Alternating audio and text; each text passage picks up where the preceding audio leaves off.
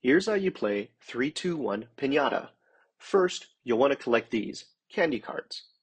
How do you get a candy card? You have to earn them through the count. If you can get the count to 0 or 10 on your turn, you get a candy card. So, what's the count? It's just simple adding and subtracting. You use these count cards to either add or subtract from the count. When the game begins, the count starts at 5. Players take turns playing these count cards to win a candy card. You play a single card to add or subtract from the count. For example, playing a +3 card would bring the count to 8, since 5 plus 3 equals 8.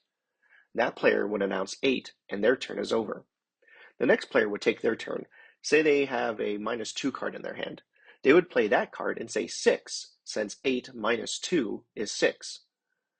Play continues until a player brings the count to 0 or 10, in which they win a candy card. Once that happens, the count resets back to 5. The first player to collect 5 candy cards wins the game.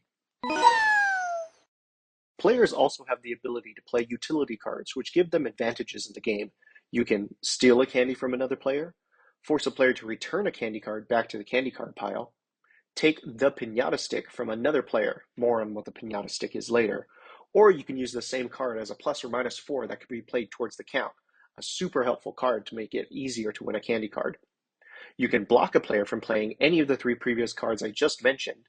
And lastly, you can play any 2 cards on your turn, and the best part is that you don't have to count that card as one of those 2 cards.